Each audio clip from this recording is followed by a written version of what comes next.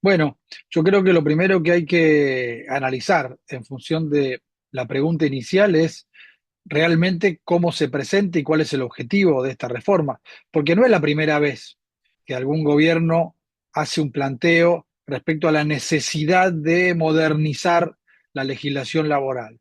Y además, lo que normalmente aseguran es que este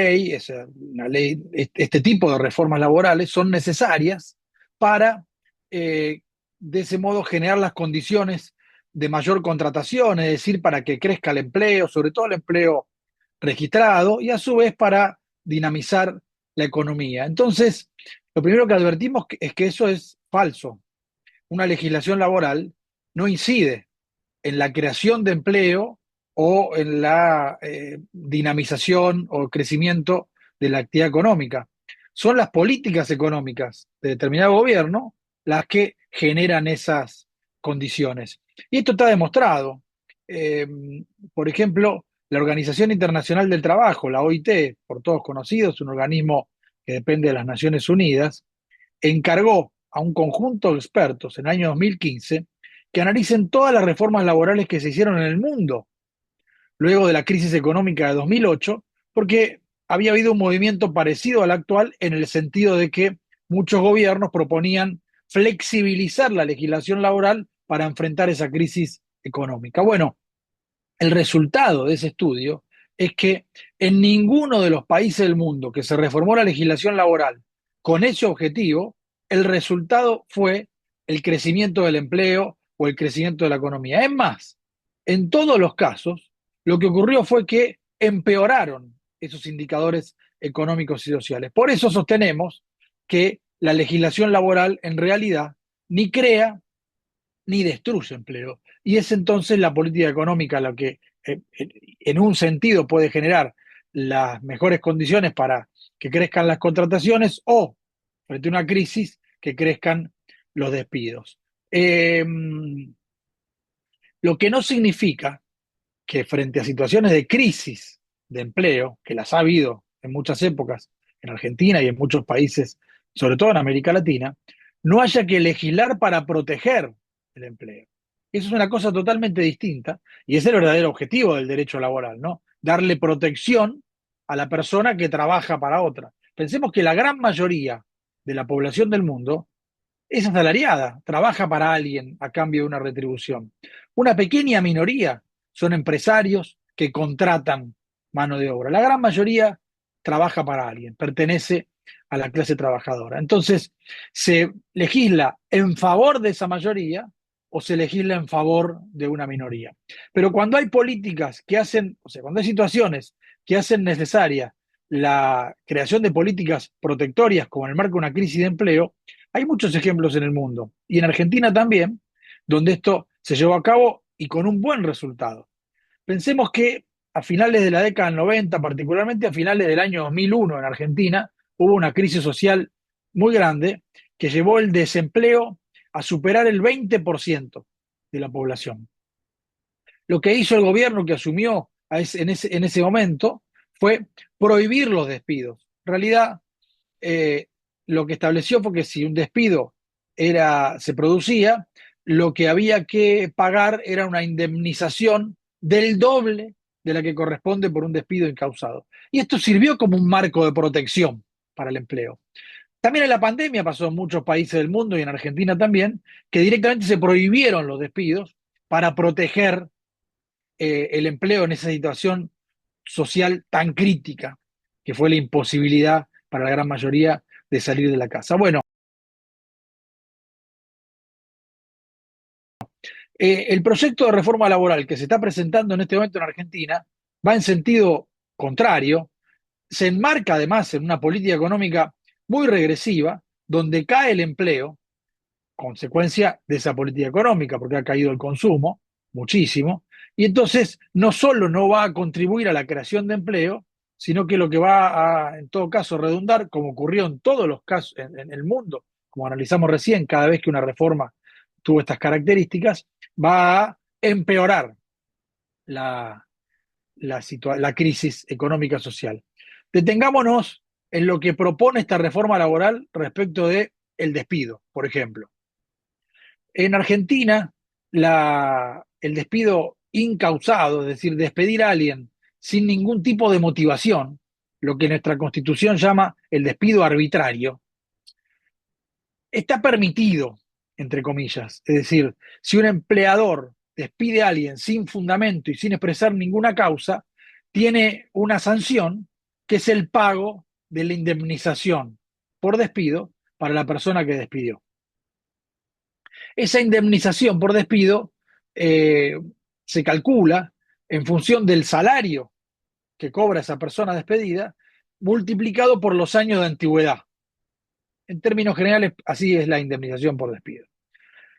No solo sirve para reparar el daño que se le causa a la persona que se despidió, que se queda sin empleo y presumiblemente en una situación crítica puede tardar bastante tiempo en conseguir un nuevo empleo, sino que también opera como efecto disuasivo para que el empleador no despida arbitrariamente a su antojo a trabajadores, sino que tenga ahí una barrera que significa que tiene un costo y cuanto más alto puede ser ese costo, más es la protección al empleo.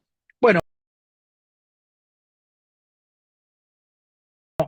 lo que hace esta reforma laboral, además de reducir la indemnización porque modifica la base de cálculo, es crear un fondo de asistencia laboral, se llama FAL en la ley, al cual los empleadores deben aportar un 3% del salario de cada uno de los empleados que tiene contratados, y cuando vaya a despedir a alguien sin causa, puede recurrir a ese fondo, retirar el dinero necesario para la indemnización, pagarlo y terminar con la relación laboral. Esto, desde luego, eh, fulmina ese efecto disuasivo, porque en la medida que lo fue pagando de algún modo previamente con un aporte de un 3%, al momento de despedir a alguien ya no tiene ese efecto que pudiera hacer que piense dos veces y elija no despedir a alguien sin causa y entonces cumple con su finalidad, la legislación de proteger además la fuente de trabajo. Pero lo grave de este fondo de asistencia laboral es que al tiempo que le impone al empleador un aporte de un 3% mensual a ese fondo por cada uno de sus empleados, reduce también en un 3% los fondos que van a las jubilaciones, es decir, a la seguridad social. Entonces, para el empleador no cambia nada, el aporte mensual que hace por cada trabajador o trabajadora es el mismo, sin embargo, se reduce en un 3% el fondo de las jubilaciones y pensiones en general que deben cobrar los trabajadores y las trabajadoras una vez que terminan su vida laboral y se jubilan. Por lo tanto, no es exagerado decir que a partir de ahora, con este cambio, las indemnizaciones por despido incausados las van a estar subsidiando los propios trabajadores y trabajadoras a costa de lo que son los fondos de las jubilaciones. Esto es algo de lo más perverso, ¿no? De lo que tiene el cambio en esta legislación. Que, por un lado, desnuda que el objetivo no es proteger el empleo y deja en evidencia que hay una gran transferencia de ingresos de lo que es salario, directo o indirecto, a lo que en realidad pasa a ser, de algún modo u otro, rentabilidad de los empresarios. Si uno tuviera que decir cuáles son los objetivos de esta ley, porque desde luego no es la creación de empleo ni el beneficiar la actividad económica, el objetivo es darle garantías de mayor rentabilidad a los empresarios a costa del salario. No estamos diciendo que no puede aumentar la rentabilidad de una empresa, pero la rentabilidad de una empresa debe aumentar a través de generar mayor productividad con inversión de tecnología o con otros mecanismos, inclusive fondos para créditos a la pequeña y mediana empresa. Es decir, hay muchas formas de generar un mayor dinamismo en la economía que no sea a costa, como lo propone esta ley, del salario directo o indirecto de los trabajadores. Y por otro lado, esta ley lo que aumenta es el sometimiento de la persona trabajadora. Por un lado, generan mayor disciplinamiento social, el temor al despido y la imposibilidad de reclamarle al empleador u oponerse a alguna medida que vaya a, a intentar modificar algo de algún aspecto de las condiciones de trabajo, el temor al desempleo, digo, funciona como disciplinador y trabajadores y trabajadoras aceptan algunos cambios que en condiciones normales no aceptarían. La ley laboral, la legislación laboral, está basada sobre la premisa de que en un contrato de trabajo en el cual hay dos partes, el trabajador o la trabajadora, individualmente considerados, y el empresario, hay una relación de absoluta desigualdad, hay una disparidad muy grande. El poder que tiene el empresario, entre otras cosas, que puede contratar, despedir y dejar sin trabajo a una persona, contratar a otra o a ninguna otra, frente al trabajador o la trabajadora que lo único que tiene es la posibilidad de que alguien lo emplee, es decir, de vender su fuerza de trabajo. Es tan dispar esa relación que la legislación laboral lo que hace es crear desigualdades en favor de la parte más débil del contrato para tratar de equiparar mínimamente esa relación desigual. La ley de contrato de trabajo en Argentina tiene un artículo que dice, las desigualdades que crea esta ley en favor de una de las partes tienen que entenderse como compensadoras de la desigualdad que existe en la realidad de esa relación. Y entonces, además de derechos que tienen los trabajadores y las trabajadoras en la legislación, también tienen un principio muy importante que es el de que no pueden renunciar a los derechos. Se entiende que su voluntad está condicionada justamente por la situación de necesidad, es decir, de mantener un trabajo porque si no se queda sin salario, y en nuestro sistema no tener un salario implica la posibilidad de no tener ninguna forma de subsistir. Lo que modifica esta ley es ese principio de renunciabilidad y permite que las personas que trabajan puedan renunciar a muchos de los derechos o aceptar condicionamientos que antes no aceptarían en condiciones normales, y por eso decimos que la ley, el verdadero objetivo que tiene es el aumento de la rentabilidad a costa del salario, es decir, una transferencia de ingresos de lo que es salario a lo que es rentabilidad del empresario y un aumento del sometimiento.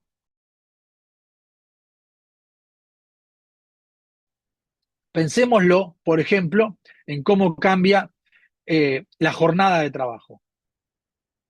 Ustedes saben que en Argentina hay una limitación al tiempo de trabajo máximo que puede un empleador contratar a otra persona, que son 8 horas diarias y hasta 48 horas semanales. Esto está en el convenio número 1 de la OIT. Esto es una legislación mundial desde 1919. Y en Argentina se implementó como ley en 1929. Entonces, estamos hablando del derecho laboral más antiguo vigente en Argentina y probablemente en el mundo. Tal es así que en la mayoría de los países, en muchos casos en América Latina, pero en el mundo con mucha más evidencia, esto se está reformando en el sentido de que se trabaje un poco menos y que se garantice mayor tiempo de descanso. El tiempo de trabajo tiene una contracara que es el tiempo de descanso.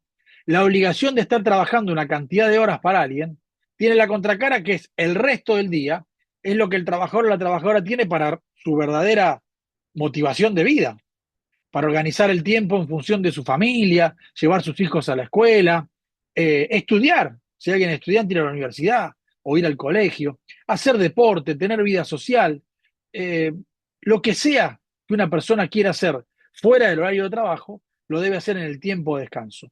Por eso el mundo, con un pensamiento progresista y de cierta humanidad, dice, si hace más de 100 años que la limitación es 8 horas diarias, ¿por qué no reducimos para que sean 7, 6, o para que se trabajen 5 días, 4, y no 5 o 6? Para que no sean 48 horas semanales, como en Argentina, sino que sean 44, 42, 40. Hay muchos casos. Chile la está reduciendo, México hizo una propuesta, Brasil hizo otra propuesta, por no hablar de los países europeos que también ya la han reducido hace muchos años. Bueno, en Argentina, a pesar de que el título que se le da a la reforma laboral es de modernización laboral, la ley más antigua se mantiene vigente, sigue siendo 48 horas semanales la limitación de tiempo máximo de trabajo, pero se incluye una modificación para empeorar esa jornada. ¿Cuál es? La creación de un banco de horas. ¿Qué significa esto? Que ya no va a haber una limitación diaria y entonces una persona sabe que entra a trabajar, supongamos a las 8 de la mañana, y sale a las 5 de la tarde, de lunes a viernes, sino que va a trabajar una cantidad de horas por mes, no ya por día o por semana, pero también puede ser de más de un mes, por trimestre, y entonces el empleador le va a poder decir a una persona que mañana trabaje 12 horas y que al otro día trabaje 4 y que luego el domingo trabaje otra vez 8 horas y que el martes no venga, siempre y cuando al finalizar el periodo total se computen las horas y entonces haya trabajado esa cantidad total de horas y no más y no menos. ¿Y por qué se le llama banco de horas? Porque si se trabaja menos horas, el trabajador o la trabajadora le va a adeudar al banco y va a tener que ir a trabajar más en el periodo siguiente para devolverle al banco esas horas. Pero eh, si trabajó de menos, ¿no? Si trabajó de más, no va a tener derecho a cobrar horas extraordinarias, no va a tener derecho a descansar cuando quiera, sino que el empleador le podrá devolver esas horas, con una suerte de crédito a favor, para que se tome un descanso un descanso compensatorio cuando el empleador lo disponga. Entonces, se pierde absolutamente la soberanía sobre el tiempo de trabajo. ¿Y esto es obligatorio? No, lo va a tener que aceptar el trabajador a través del sindicato, a través de un acuerdo colectivo. No, el trabajador individualmente va a tener que negociar con el empleador si acepta o no el sistema de banco de horas. ¿Qué trabajador o trabajadora tiene el poder de decirle al empleador que no lo acepta si como resultado tiene la posibilidad de que lo despidan? Si un empleador va a modificar todo el sistema de jornada de su empresa al banco de horas, ¿va a dejar que uno o dos sigan trabajando normalmente y no pasen el sistema de banco de horas? No, lo va a despedir sin causa. Y además, ni siquiera va a tener que sacar de su bolsillo la indemnización para despedirlo, sino, como explicábamos recién, a través del Fondo de Asistencia Laboral va a poder pagar esa indemnización que ya habrá sido subsidiada por los propios trabajadores. Por eso decimos que es una ley absolutamente regresiva. Estos son solo algunos aspectos en los que se modifican lo que se llaman los derechos individuales del contrato de trabajo. Hay que hacer una explicación más.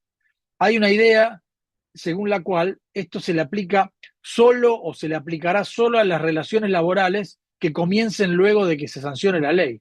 Pero esto no es así. Esto se le va a aplicar a todos los trabajadores y trabajadoras, hayan empezado la relación laboral después de la ley o estén trabajando hace 10 o 15 años. Si cambia la ley, cambia para todos. Pero incluso se le aplica a los trabajadores no registrados. El empleo informal es trabajo asalariado y se le aplica la legislación. Si el Estado no hace que el empleador aplique la ley, como en otros órdenes de la vida social, esa relación no está registrada y de algún modo está en la clandestinidad o en la ilegalidad.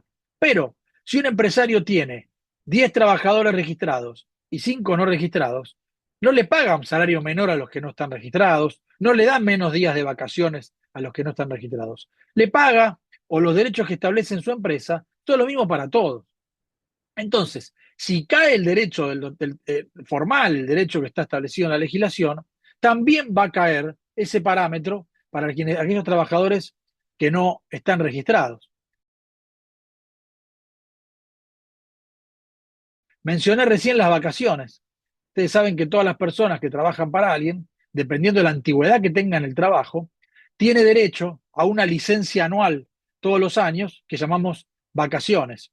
Quien trabaja tiene una antigüedad de 5 años, tiene 14 días de vacaciones, Si trabaja hace más de 5 años, tiene 21.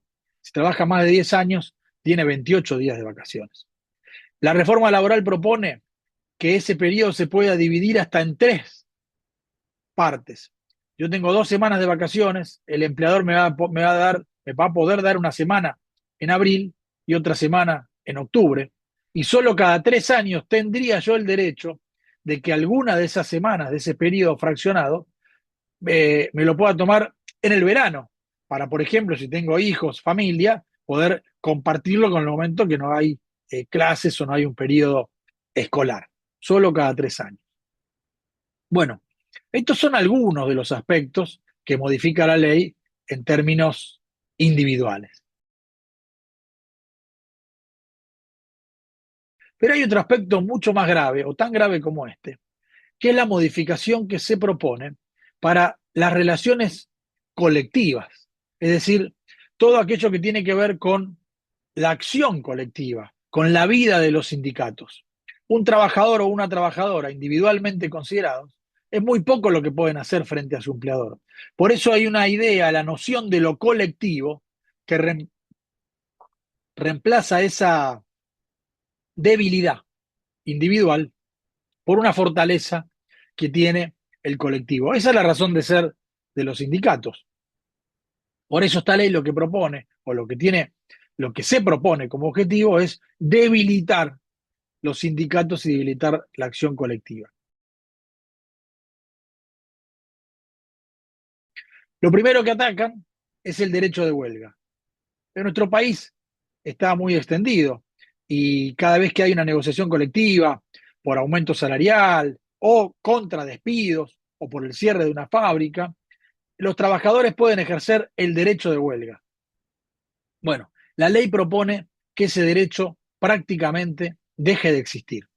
Establece que todo sea, las actividades tengan una limitación conocida como los servicios esenciales, de modo de que va a siempre tener que garantizarse una guardia mínima de hasta el 75% de la actividad normal de una empresa. En concreto, si hay una huelga en alguna actividad que según la ley es esencial, que son casi todas, solo van a poder hacer huelga el 25% de los trabajadores. El 75% va a tener que seguir trabajando para que la actividad sea normal.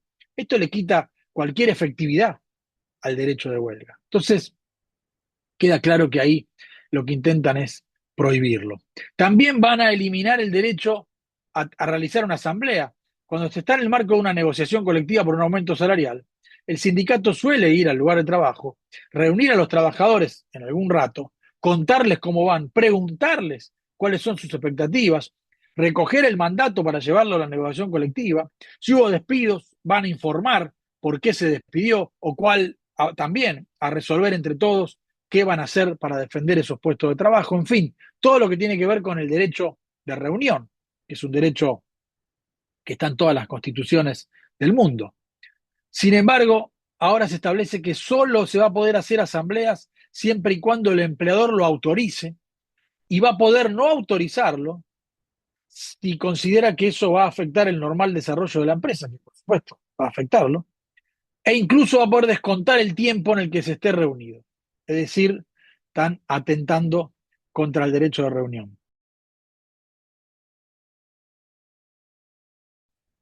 Pero lo más grave, probablemente lo más grave, se da en el derecho a la negociación colectiva.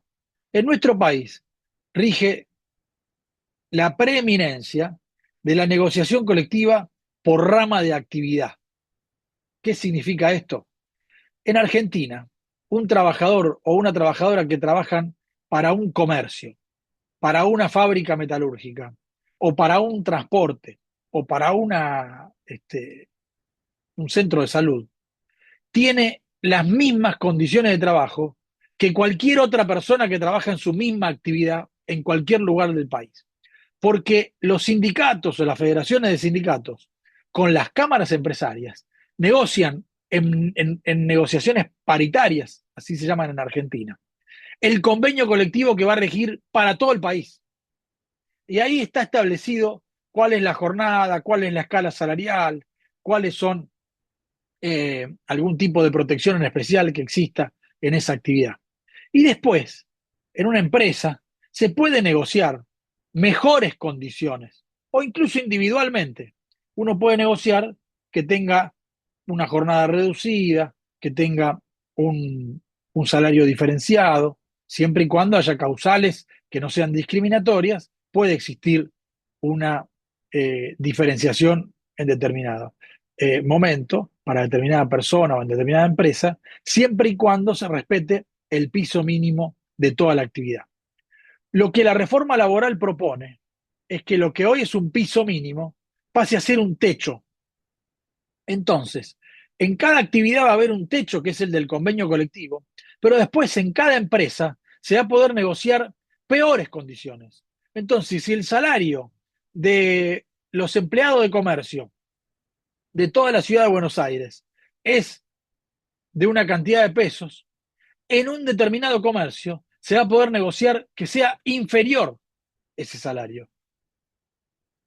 ¿Con qué capacidad de negociar? Ninguna. Porque una cosa es la fortaleza del sindicato en toda una rama de la actividad y otra cosa es en un solo establecimiento. Pero además el proyecto de ley propone que se puedan crear sindicatos de empresas. Entonces, que ya no sea el sindicato de toda la actividad, sino el sindicato de la empresa el que negocie. ¿Y qué ocurrió en general en otros países cuando se permitió la creación de sindicatos de empresa? Bueno, son los empresarios los que fomentan el sindicato de empresa, juntan un grupo de trabajadores, les dicen, armen un sindicato, yo los ayudo. Es decir, se crea un sindicato que realmente es patronal, al servicio y con connivencia del empleador, y no para defender a los trabajadores y las trabajadoras. Estos son algunos de los aspectos individuales y colectivos que nos llevan a asegurar que si se aprueba esta reforma laboral, el mundo del trabajo en Argentina, tal cual hoy lo conocemos, va a cambiar y va a empeorar. Las condiciones de vida y de trabajo de cada uno de los trabajadores y trabajadoras, si se aprueba esta ley, van a ser peores, aún peores que las que hoy y existen. Y si hay personas que trabajan, que son muchas, y que hoy no les cumplen con sus derechos, no significa que esto no les va a surtir ningún efecto. Porque si el salario que le pagan tiene relación con el salario que rige para el empleo registrado, si ese salario se reduce, también se va a reducir para el empleo no registrado. Va a dejar de funcionar como parámetro o como techo. Entonces, es una ley que va a empeorar la vida de todas las personas que trabajan en Argentina, que son la gran mayoría de la población.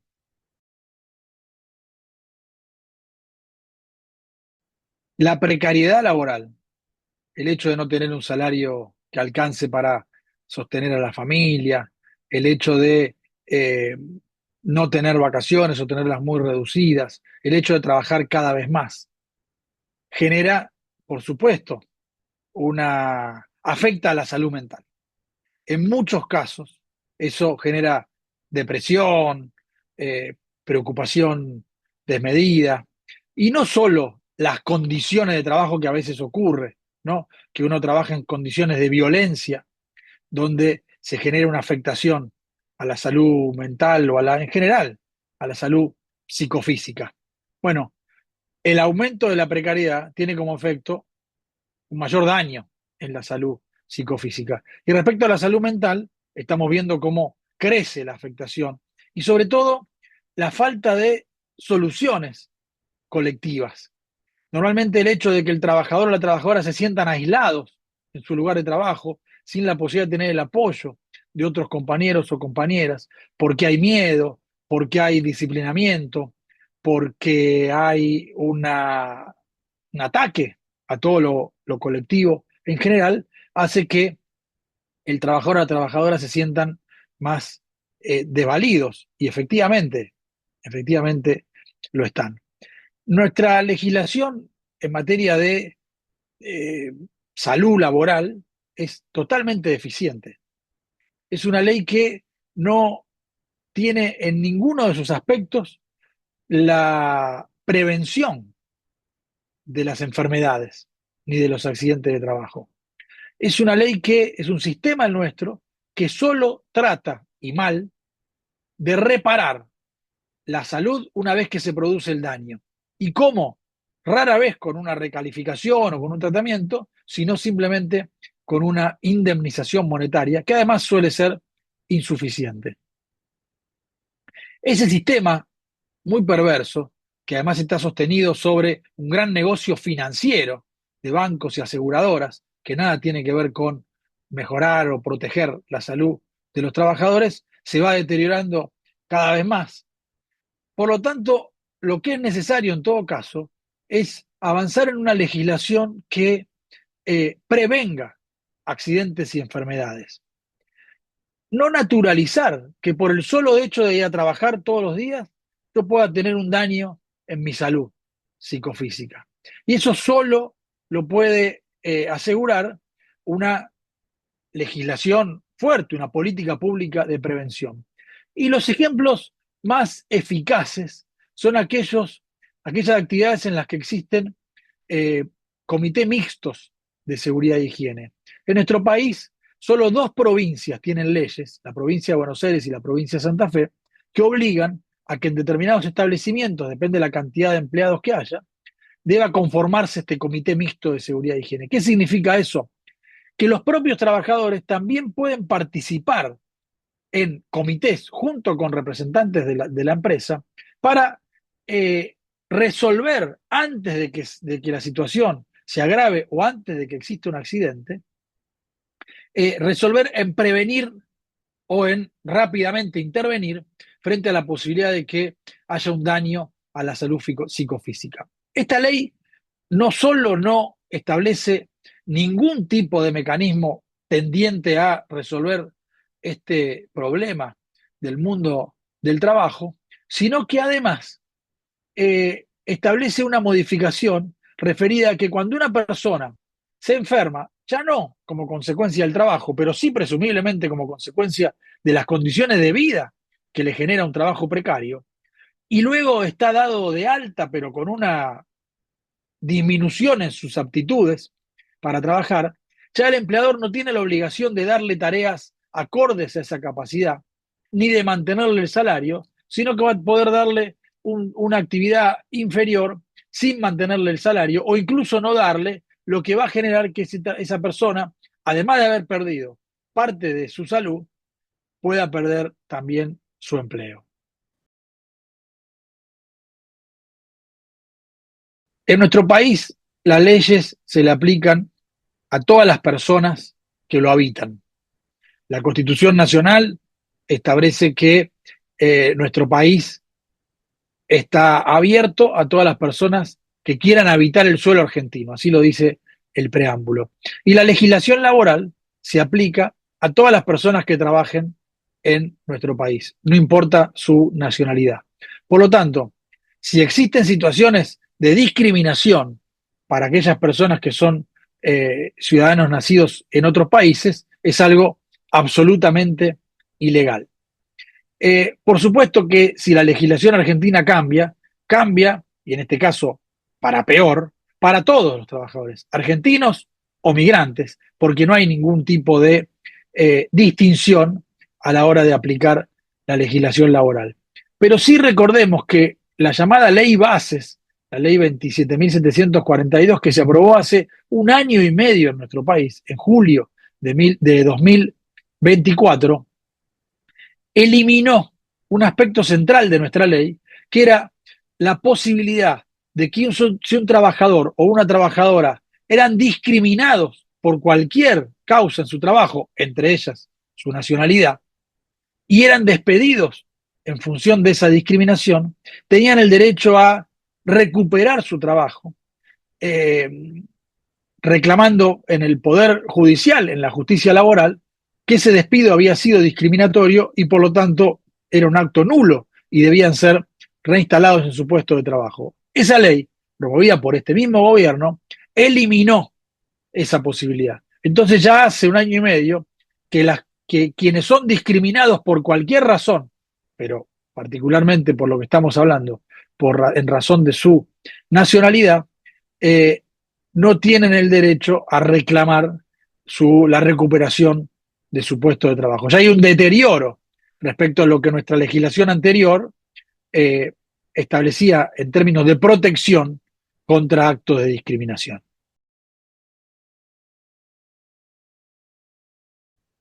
Una de las paradojas que tiene este proyecto de ley es que se denomina de modernización laboral. Sin embargo, hay dos claves que ponen de manifiesto que nada tiene de modernización laboral y que por el contrario, más se parece a un retroceso al siglo XIX que a una legislación que esté mirando hacia el futuro. La ley laboral probablemente más reciente que tiene Argentina es la ley de teletrabajo. Fue sancionada, por supuesto, en virtud de lo que la pandemia y el aislamiento social evidenció respecto al trabajo desde los hogares sobre todo, pero bueno, más bien el trabajo fuera de los establecimientos.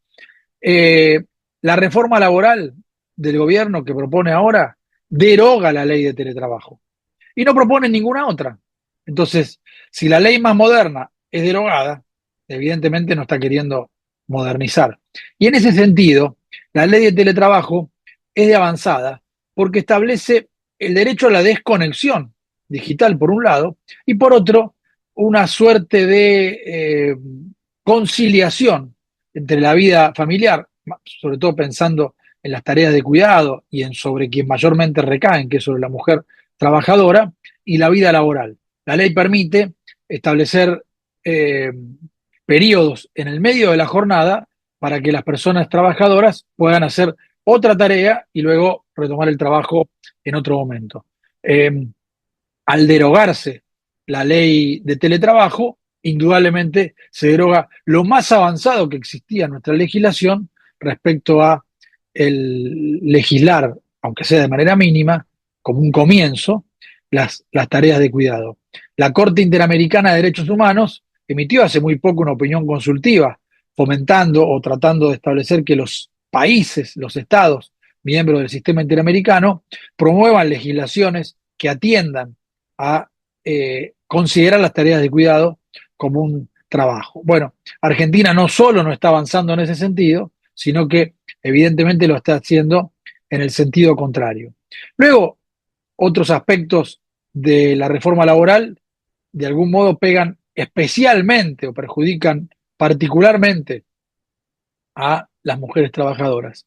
Establecer un sistema de banco de horas y exigirle a una mujer que se quede 12 horas trabajando, probablemente, aunque luego pueda recuperarlo y trabajar unas horas menos la semana siguiente, probablemente dificulte la organización de su vida familiar y de las tareas de cuidado, insisto, porque normalmente caen especialmente sobre las mujeres trabajadoras. Y en términos de licencia, nuestro sistema sigue siendo de los más antiguos del mundo y tampoco mereció, a pesar de que la ley se denomine de modernización, una actualización. Por nacimiento de hijo, los padres tienen solo 48 horas, 2 días de licencia. Además de ser un periodo muy exiguo que no le permita disfrutar de ese momento, tampoco permite ser parte de las tareas de cuidado, mucho menos asumirlas.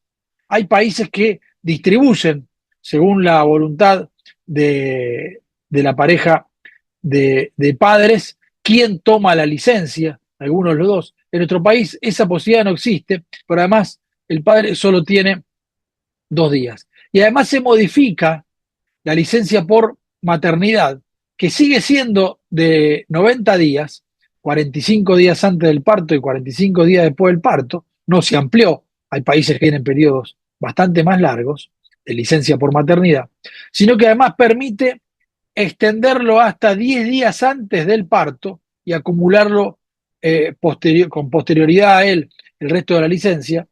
Eh, pero claro, ahí presumiblemente lo que va a ocurrir es que los empleadores van a presionar a las mujeres trabajadoras para que acepten trabajar hasta 10 días antes del parto, cuando normalmente antes era una obligación que el descanso eh, comience antes.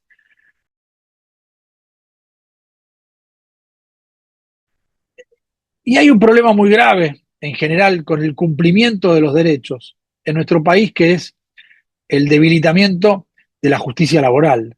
El lugar donde los trabajadores y las trabajadoras finalmente acuden para que un derecho que no está siendo cumplido puedan exigirlo, es el Poder Judicial. Bueno, esto ocurre en todos los órdenes de la vida social, pero en el mundo del trabajo es la justicia laboral la que res, materializa el derecho al acceso a la justicia, así se denomina, del trabajador y la trabajadora frente a un derecho vulnerado. Hace años que está debilitado el fuero del trabajo, está en una crisis con falta de recursos. La justicia nacional del trabajo particularmente tiene muchísimas vacantes sin cubrir de jueces, de camaristas, y un juicio laboral puede durar 6, 7 u 8 años. Es una obviedad decir entonces que si un juicio se prolonga durante tanto tiempo, realmente no existe la justicia, ¿no? Como valor. El Poder Judicial está fracasando en garantizar el derecho de acceder a la justicia. ¿Y quién se perjudica con juicios, con procesos tan largos? El trabajador o la trabajadora. El empresario que tiene un juicio en contra, si presumiblemente lo va a perder porque despidió a un trabajador y no le pagó la indemnización por despido, o le pagó menos, y en vez de pagar la indemnización, el dinero que ya sabe que va a tener que pagar, lo pone en otro tipo de inversión, supongamos compra moneda extranjera o se lo da a un banco para que genere intereses, o incluso se capitaliza en su propia actividad, comercio, lo que sea. Cuando el juicio termine después de todos esos años, va a haber ganado dinero aún habiendo perdido el juicio. Y otra cosa que ocurre es que al tener una duración tan larga, durante el proceso, el empresario normalmente le ofrece al trabajador arreglar el juicio, terminarlo antes. Por supuesto, ofreciéndole la mitad de lo que sabe que va a terminar siendo la sentencia, o menos.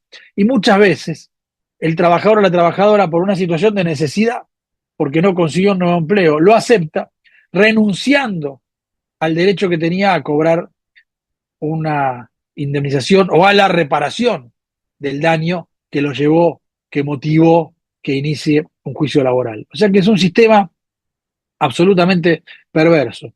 Y es falso también uno de los fundamentos que utilizan quienes promueven esta reforma laboral, que es decir que hay una excesiva litigiosidad laboral en nuestro país. Es falso porque cuantitativamente, si uno lo compara con otros países, es menor la litigiosidad en Argentina. Pero además, tiene una ilegalidad muy grande el mercado de trabajo en Argentina. Casi el 40% de las personas que trabajan lo hacen de manera ilegal, es empleo no registrado. Son 7 millones de personas que todos los días pudieran iniciar un juicio laboral, porque no tienen un aporte a la seguridad social y no se van a jubilar, porque se enferman, se lastiman y no tienen una RT y el empresario o el empleador no termina pagándole o dándole la licencia, porque tiene un salario inferior probablemente, o porque no le pagan horas extras, en fin, por cualquiera de los aspectos que rodean a una relación ilegal. Sin embargo, no se inician 7 millones de juicios. Se iniciaron el año pasado menos del 1% de esos juicios. Entonces, también es falso que exista una enorme litigiosidad en nuestro país. Está prohibido el trabajo infantil, ¿no? O sea, en nuestro sistema el trabajo infantil está prohibido, la edad para trabajar eh, mínima es 16 años, excepcionalmente puede ser a los 14, siempre y cuando sea un trabajo junto a su familia, en un emprendimiento familiar. Y además está la obligación de cumplir con los ciclos escolares que en Argentina llegan hasta el secundario completo. Entonces, incluso si un menor tiene que trabajar, no puede dejar de estudiar. Esta ley no establece una modificación en ese sentido, aunque la precariedad laboral que promueve lo que termina generando, es algo que ya vemos que está ocurriendo, es que muchos menores y hasta niños, en determinadas zonas de nuestro país, terminan trabajando porque la familia no llega a cubrir ingresos solo con los salarios propios del padre o de la madre o de los adultos del hogar, y entonces terminan trabajando también los niños. A pesar de que Argentina adhirió a todos los tratados internacionales de erradicación del trabajo infantil, desde luego las condiciones de precariedad y la ausencia de una política estatal para realmente erradicar el trabajo infantil hace que sea una realidad.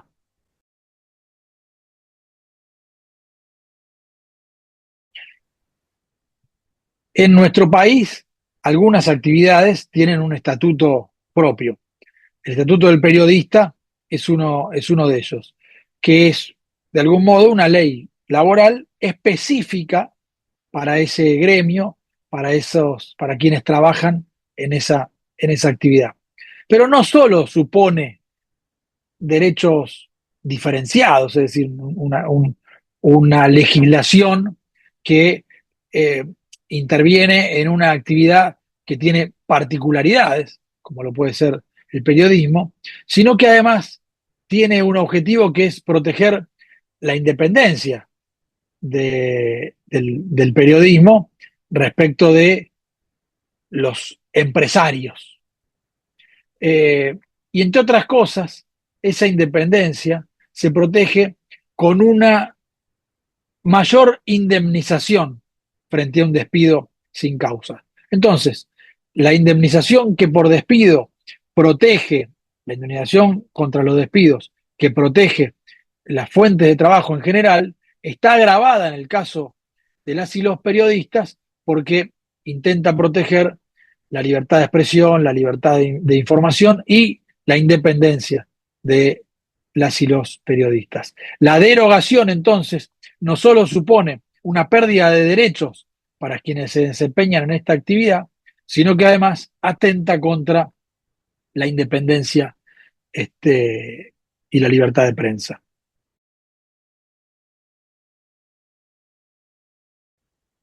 En otros intentos que hubo en Argentina de reformar la legislación laboral a través de decretos de necesidad y urgencia, el Poder Judicial rápidamente suspendió esas medidas y hasta declaró luego su inconstitucionalidad. Por ejemplo, el DNU 70 del año 23 o el DNU 340 del año 25, que reglamentaba el derecho de huelga.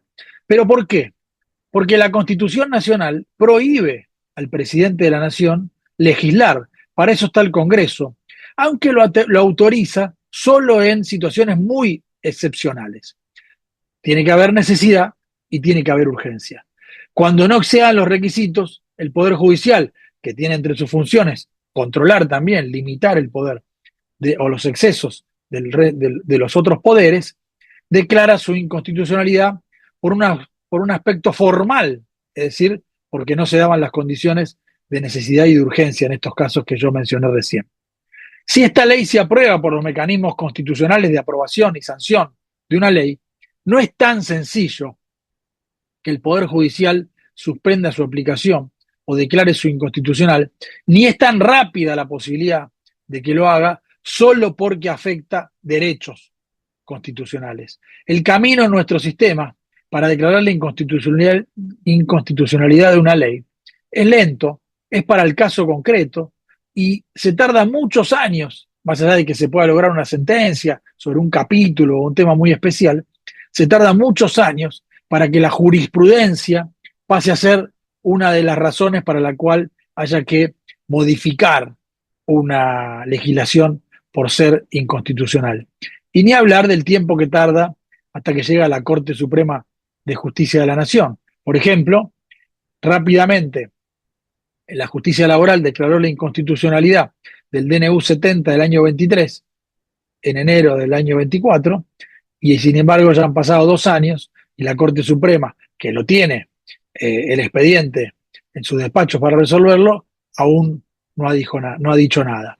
Por lo tanto, no, no albergo expectativas respecto de que si esta reforma laboral es sancionada y se transforma en ley, el Poder Judicial rápidamente detenga su vigencia y limite el daño que va a ocasionar. Creo que va, si es aprobada, va a tener una aplicación hasta tanto no haya una nueva ley que la derogue, y eso solo puede ocurrir luego de procesos electorales que cambien la composición del Congreso.